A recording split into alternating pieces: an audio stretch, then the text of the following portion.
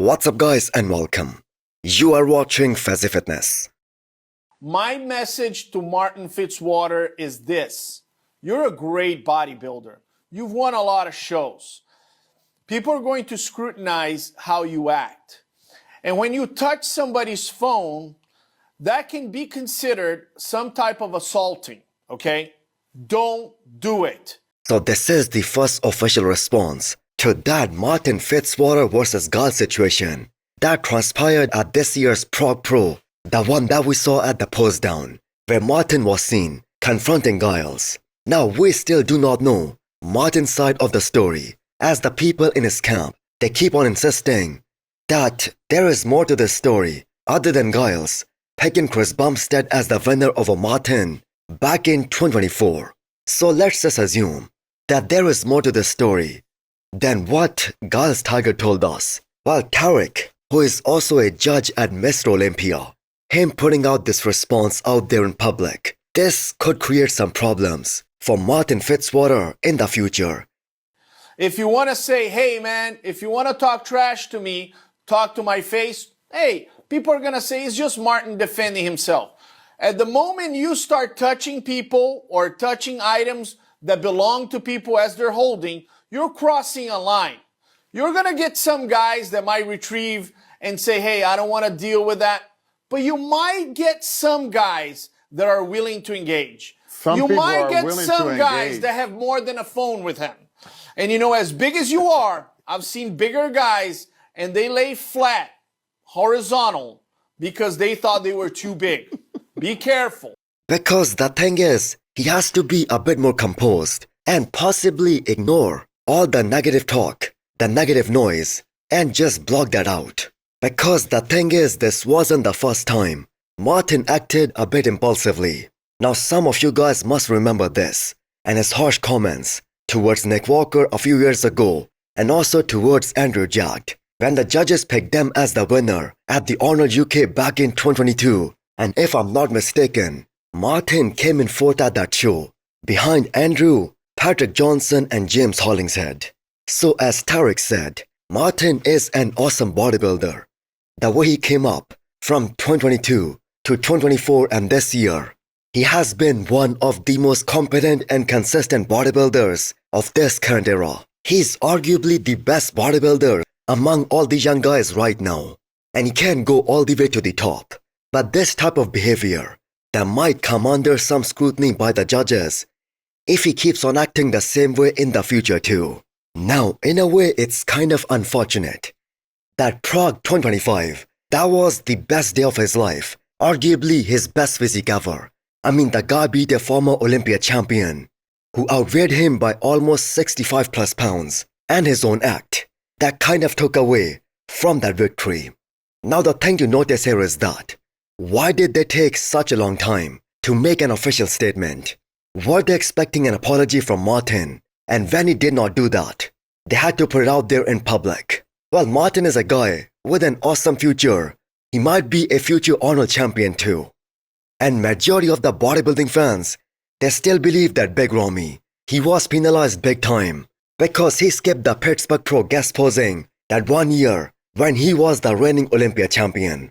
Now similarly, some of the fans, they also think that Hadi walking off the stage back in 2023, that also hurt him big time last year and this year too. Because the biggest ambassador of the sport, they have to stay very calm, very composed. So I have to say Martin should be very careful. Before you scroll or blink too hard, have you subscribed yet? Please don't make me bring out the emotional blackmail. Hit that subscribe button and turn on the bell icon. It's free, it's painless, and that makes me look way cooler than I actually am. So good, Vito makes the announcement for his upcoming competition in 2026. So he will be defending his Arnold title in Brazil. So if I remember correctly, this was the same show where Good Vito made his pro debut a couple of years back, and he placed third behind Rafael Brandao and Antonio Burton. So Rafael Brandao, his fellow Brazilian, he also loves competing in Brazil. So if he also decides to jump into that show, this will be one awesome rematch and an amazing show, as Good Vito has tremendously improved in the past couple of years, and he also won that same show last year. So no wonder why Good Vito has been pushing very hard, non-stop, after doing the Olympia this year, which by the way was a major success for him. So placing top 10 in the world in such a deep lineup, that's quite an awesome accomplishment. And we have to keep in mind, Good Vito is just getting started. Now many people out there believe that Rafael Brandao can no longer beat Good Vito the way he has improved now. Now I'm gonna say that's a bit too soon to predict that Rafael Brandao cannot beat him, as Brandao's highest placing at the Olympia, that is still better than Good Vito, as he has been top 8. Now, as young as Good Vito is, he has an awesome future as a men's open competitor. This guy hasn't even turned 30, and he is one of the widest guy on the stage with plenty of muscle, and he also has the genetics to get extremely dry and very ripped. Hopefully he can gain some density in the chest and shoulders area, because if he's able to do that, he will be the first Olympia call-out guy. And do not forget, Vito's goal for 2026, that is getting into the Olympia top 5. So let me know what you guys think.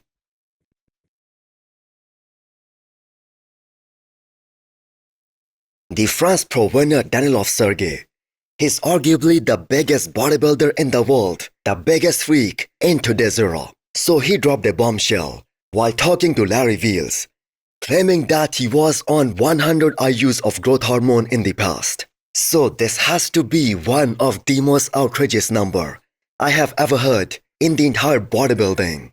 Even Larry was so shocked. Wait, I must have heard that incorrectly. 100 IU every day? So he's without a shadow of a doubt one of the most ripped guy, weighing 320 pounds. And this is supposed to be an off-season look for him.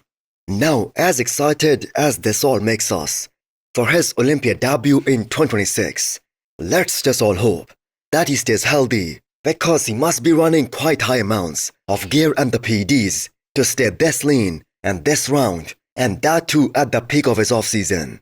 So the shoulder on Danilov, they are simply out of this world. And he also has this ability to bring that hard, granite and rock-solid conditioning to the stage. France Pro was a perfect example of that, where nobody even saw him coming. So this guy just showed up and he smashed the entire lineup, even beating a guy like Quentin Beastwood, and he secured his first Olympia ticket. So Good Vito also posted a very interesting story about Danilov on his Instagram, that Sergey is coming to Brazil next year to do the Arnold Brazil. Now that will be so epic. So what do you guys think of this claim by Danilov of using 100 units of growth hormones daily? Is that some kind of exaggeration, or could that be real? So great to see a top classic physique guy, Mike Sommerfeld, going through a full medical checkup, making sure that his health, that is in a good spot, before he starts pushing for another off-season.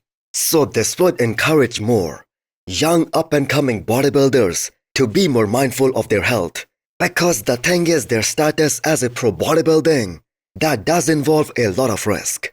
So Mike kind of faced the most stressful peak of his bodybuilding career earlier this year for the Olympia. And that happened because of that whole height and weight controversy. And that became so big that the IFBB had to announce that they will be measuring the height of all the guys again. But still, the man came out swinging on the Olympia stage. He dropped 15 pounds in a matter of just 2 weeks. And we have to keep in mind, he did that while being stage ready.